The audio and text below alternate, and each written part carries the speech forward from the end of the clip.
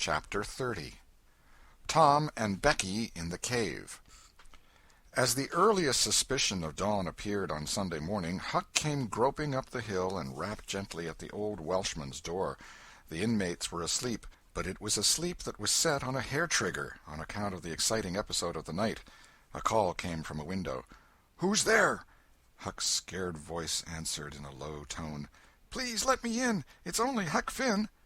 "It's a name that can open this door night or day, lad, and welcome."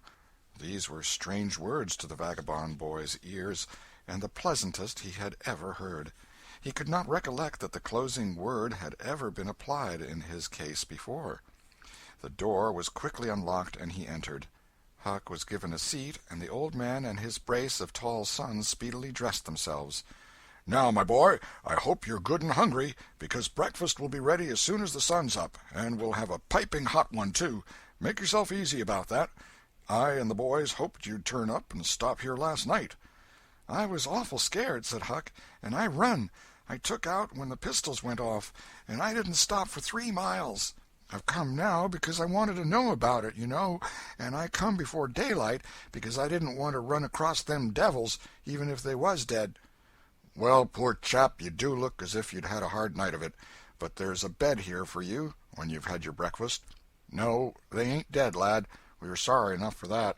You see, we knew right where to put our hands on them, by your description, so we crept along on tiptoe till we got within 15 feet of them, dark as a cellar that sumac path was, and just then I found I was going to sneeze. It was the meanest kind of luck. I tried to keep it back, but no use. 'Twas bound to come, and it did come. I was in the lead with my pistol raised, and when the sneeze started, those scoundrels a rustling to get out of the path, I sung out, 'Fire, boys!' and blazed away at the place where the rustling was. So did the boys, but they were off in a jiffy, those villains, and we after them down through the woods. I judge we never touched them. They fired a shot apiece as they started, but their bullets whizzed by and didn't do us any harm. As soon as we lost the sound of their feet, we quit chasing, and went down and stirred up the constables. They got a posse together and went off to guard the river bank, and as soon as it is light the sheriff and a gang are going to beat up the woods. My boys will be with them presently. I wish we had some sort of description of those rascals. 'Twould help a good deal. But you couldn't see what they were like in the dark, lad, I suppose?" "Oh, yes, I saw them downtown and followed them." "Splendid. Describe them. Describe them, my boy." "One's the old deaf and dumb Spaniard that's been round here once or twice, and t'other's a mean-looking, ragged—" "That's enough, lad. We know the men. Happened on them in the woods back of the widow's one day, and they slunk away. Off with you, boys, and tell the sheriff. Get your breakfast tomorrow morning." The Welshman's sons departed at once. As they were leaving the room, Huck sprang up and exclaimed, "Oh, please don't tell anybody it was me that blowed on them. Oh, please." "All right if you say it, Huck, but you ought to have the credit of what you did." "Oh, no, please don't tell." When the young men were gone, the old Welshman said, "They won't tell, and I won't. But why don't you want it known?" Huck would not explain, further than to say that he already knew too much about one of those men, and would not have the man know that he knew anything against him for the whole world. He would be killed for knowing it, sure. The old man promised secrecy once more, and said, "How did you come to follow these fellows, lad? Were they looking suspicious?" Huck was silent while he framed a duly cautious reply. Then he said, "Well, you see, I'm a kind of a hard lot, least everybody says so, and I don't see nothing agin it, and sometimes I can't sleep much on accounts of thinking about it and sort of trying to strike out a new way of doing. That was the way it was last night. I couldn't sleep, and so I come along up street 'bout midnight, turning it all over, and when I got to that old shackly brick store by the Temperance Tavern, I backed up agin the wall to have another think. Well, just then along comes these 2 chaps slipping along close by me with something under their arm, and I reckoned they'd stole it. One was a-smoking, and t'other one wanted a light, so they stopped right before me, and the cigars lit up their faces, and I see that the big one was the deaf and dumb Spaniard, by his white whiskers and the patch on his eye, and t'other one was a rusty, ragged-looking devil." "Could you see the rags by the light of the cigars?" This staggered Huck for a moment. Then he said, "Well, I don't know, but somehow it seems as if I did." "Then they went on, and you—" "Followed them, yes. That was it. I wanted to see what was up. They sneaked along so." I dogged 'em to the widder's stile, and stood in the dark and heard the ragged one beg for the widder, and the Spaniard swear he'd spile her looks, just as I told you in your two—" "What? The deaf and dumb man said all that?" Huck had made another terrible mistake. He was trying his best to keep the old man from getting the faintest hint of who the Spaniard might be, and yet his tongue seemed determined to get him into trouble in spite of all he could do. He made several efforts to creep out of his scrape, but the old man's eye was upon him, and he made blunder after blunder. Presently the Welshman said, "My boy, don't be afraid of me. I wouldn't hurt a hair of your head for all the world. No, I'd protect you. I'd protect you. This Spaniard is not deaf and dumb. You've let that slip without intending it. You can't cover that up now.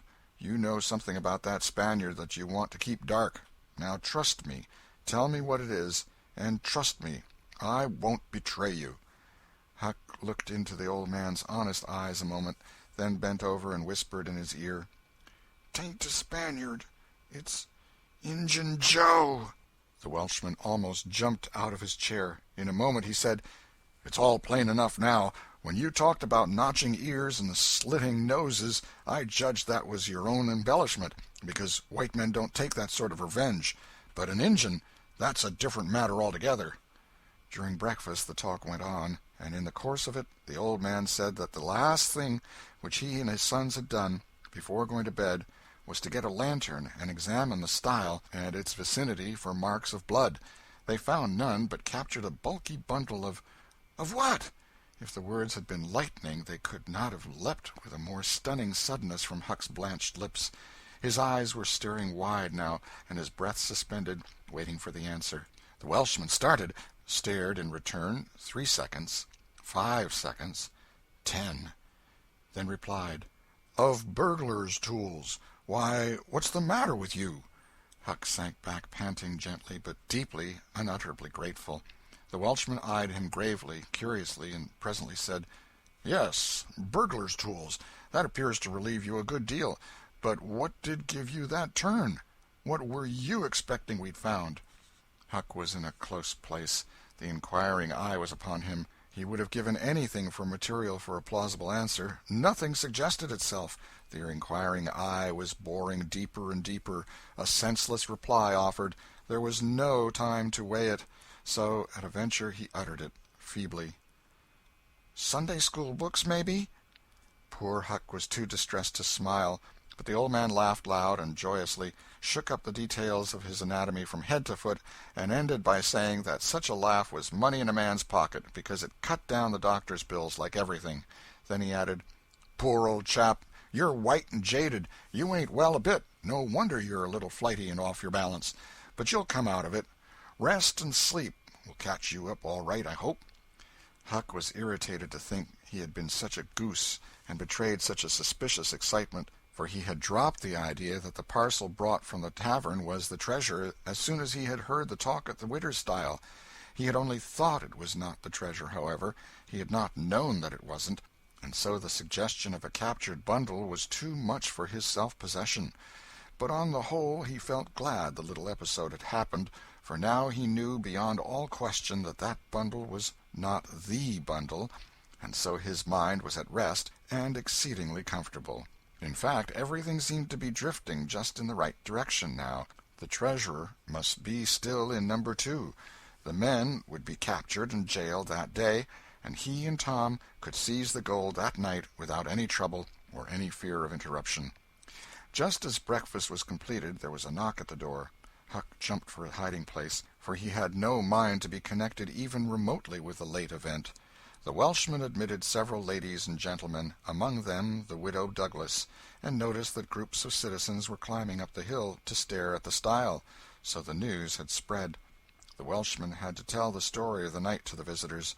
The widow's gratitude for her preservation was outspoken. "Don't say a word about it, madam.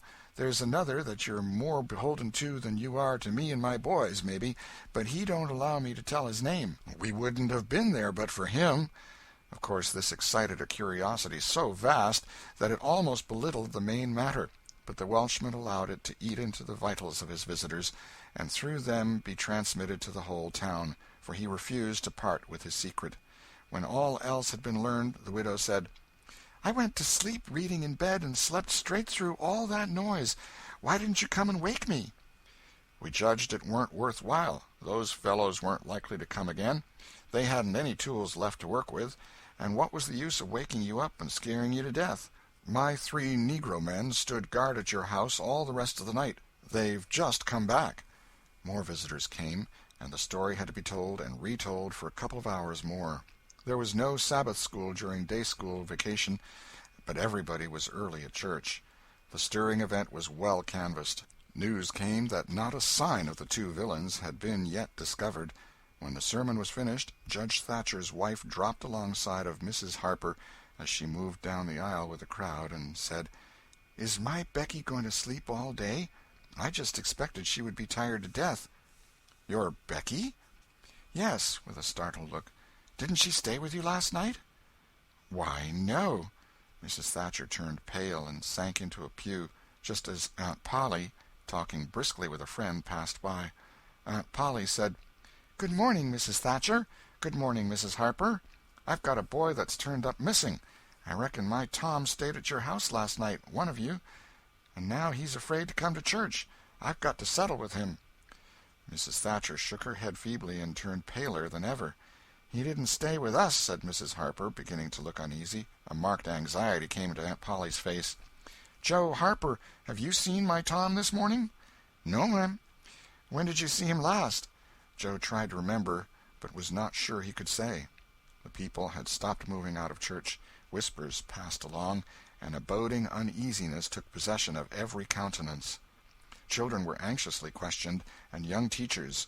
They all said they had not noticed whether Tom and Becky were on board the ferryboat on the homeward trip. It was dark. No one thought of inquiring if anyone was missing.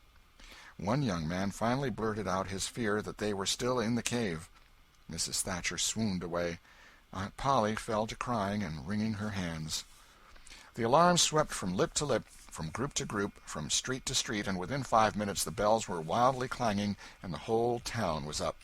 The Cardiff Hill episode sank into instant insignificance. The burglars were forgotten, horses were saddled, skiffs were manned, the ferryboat ordered out, and before the horror was half an hour old 200 men were pouring down high road and river toward the cave.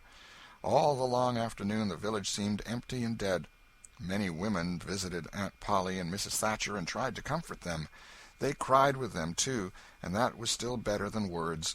All the tedious night the town waited for news. But when the morning dawned at last, all the word that came was, "Send more candles, and send food." Mrs. Thatcher was almost crazed, and Aunt Polly also. Judge Thatcher sent messages of hope and encouragement from the cave, but they conveyed no real cheer. The old Welshman came home toward daylight, spattered with candle grease, smeared with clay, and almost worn out. He found Huck still in the bed that had been provided for him, and delirious with fever. The physicians were all at the cave, so the widow Douglas came and took charge of the patient. She said she would do her best by him, because whether he was good, bad, or indifferent, he was the Lord's, and nothing that was the Lord's was a thing to be neglected. The Welshman said Huck had good spots in him, and the widow said, "You can depend on it. That's the Lord's mark. He don't leave it off. He never does. Puts it somewhere on every creature that comes from his hands." Early in the forenoon, parties of jaded men began to straggle into the village, but the strongest of the citizens continued searching. All the news that could be gained was that remotenesses of the cavern were being ransacked that had never been visited before, that every corner and crevice was going to be thoroughly searched, that wherever one wandered through the maze of passages, lights were to be seen flitting hither and thither in the distance, and shoutings and pistol-shots sent their hollow reverberations to the ear down the somber aisles. In one place, far from the section usually traversed by tourists, the names Becky and Tom had been found traced upon the rocky wall with candle smoke, and near at hand a grease-soiled bit of ribbon. Mrs. Thatcher recognized the ribbon and cried over it. She said it was the last relic she would ever have of her child, and that no other memorial of her could ever be so precious, because this one parted latest from the living body before the awful death came. Some said that now and then in the cave a far-away speck of light would glimmer. And then a glorious shout would burst forth, and a score of men go trooping down the echoing aisle, and then a sickening disappointment always followed. The children were not there. It was only a searcher's light.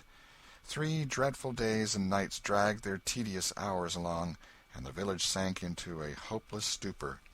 No one had heart for anything. The accidental discovery just made, that the proprietor of the Temperance Tavern kept liquor on his premises, scarcely fluttered the public pulse, tremendous as the fact was. In a lucid interval, Huck feebly led up to the subject of taverns, and finally asked, dimly dreading the worst, if anything had been discovered at the Temperance Tavern since he had been ill. "Yes," said the widow. Huck started up in bed, wild-eyed. "What? What was it?" "Liquor, and the place has been shut up. Lie down, child. What a turn you did give me. Only tell me just one thing, only just one, please. Was it Tom Sawyer that found it?" The widow burst into tears. "Hush, hush, child, hush. I've told you before, you must not talk. You are very, very sick." Then nothing but liquor had been found. There would have been a great powwow if it had been the gold. So the treasure was gone forever, gone forever. But what could she be crying about? Curious that she should cry. These thoughts worked their dim way through Huck's mind, and under the weariness they gave him he fell asleep. The widow said to herself, "There, he's asleep, poor wreck. Tom Sawyer find it. Pity but somebody could find Tom Sawyer. Ah, there ain't many left now that's got hope enough, or strength enough either, to go on searching." End of chapter 30.